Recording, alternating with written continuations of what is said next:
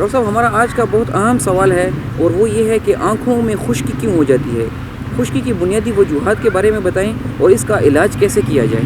یہ ایک انتہائی اہم سوال ہے کہ آنکھیں کیوں خشک ہو جاتی ہیں، یا اس میں آنسو کی کمی کیوں آ جاتی ہے، یا آنکھوں کا ملنا، یا اس میں جلن ہونا، یا اس میں خارش ہونا، یہ ساری خشکی کی علامات ہیں۔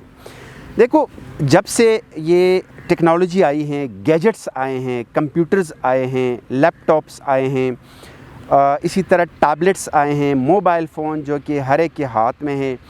موبائل فون کے بارے میں تو میں پہلے بتا دوں آپ کو کہ اسپیشلی بچوں کے لحاظ سے گیجٹس کا یوز جو ہے وہ بالکل نہ کریں، اور یہ آنکھوں میں جو نظر کا کم ہونا ہے، جس کو ہم مائوپیا یا شارٹ سائٹڈنس کہتے ہیں، گیجٹس کا یوز کرنا اس کی ایک بڑی وجہ ہے۔ لہٰذا ریکویسٹ یہ ہے کہ بچوں کو گیجٹس نہ دیں، ان کو گیجٹس کا استعمال زیادہ نہ کرائے۔ اسپیشلی جو 4-5 سال سے کم عمر کے بچے ہیں، ان کا تو ایک زیرو اسکرین ٹائم ہونا چاہیے۔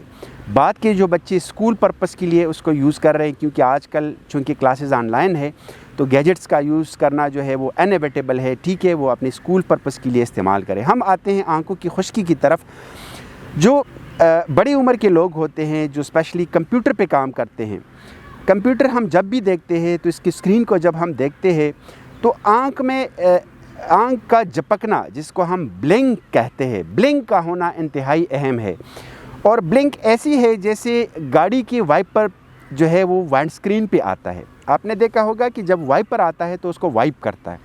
اسی طرح ہماری جو قدرت نے، اللہ نے ہماری آنکھیں جو بنائی ہے، تو قدرتی اس میں آنسو جو ہے وہ ہمارے کچھ گلینڈز ہیں جو آنسو کو پروڈیوس کرتے ہیں، اور وہ آپ کے آنکھ کے اگلے حصے پہ آ کے اس کو تر رکھتی ہے، یعنی اس کو ویٹ رکھتی ہے۔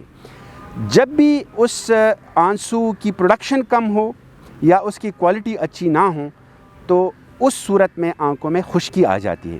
کچھ آنکھوں کی بیماریاں ہیں جس کی وجہ سے آنکھوں میں خشکی آ جاتی ہے۔ اب جب آپ کوئی کمپیوٹر یوزر ہو، گیجٹ یوزر ہو، تو ان میں یہ پرابلم بہت زیادہ آ جاتے ہیں، اور ہم اس کو کہتے ہیں کہ بھئی اس بندے کو کمپیوٹر ویژن سنڈروم ہے، یعنی اس کی آنکھوں میں خشکی بھی آئے گی، اس کی آنکھوں میں جلن بھی ہوگا، اس کی آنکھوں میں تھکاوٹ بھی ہوگی۔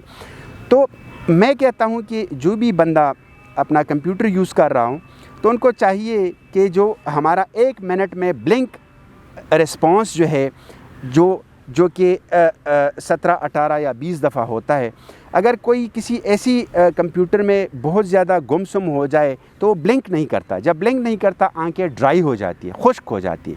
تو میں کہتا ہوں کہ اگر کوئی کمپیوٹر یوزر ہے، یا کوئی اور اسکرین یوز کر رہا ہوں، یا کوئی بک پڑھ رہا ہوں، تو ان کو چاہیے کہ وہ انٹینشنلی بلنک کرے، یعنی اپنی آنکھوں کو چپکائیں تاکہ آنکھیں خشک ہونے سے بچیں۔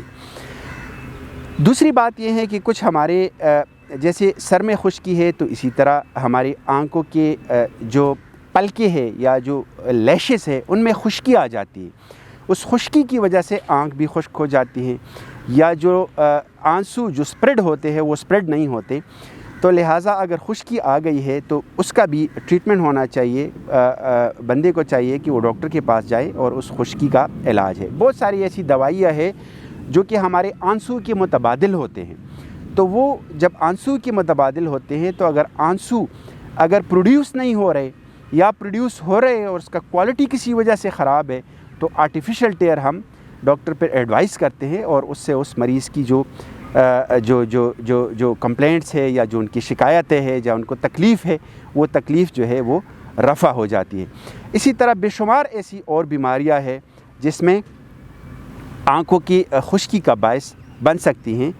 چاہیے کہ مریض اپنی آنکھوں کا معائنہ کرے تاکہ اس خشکی سے اس کو نجات ملے۔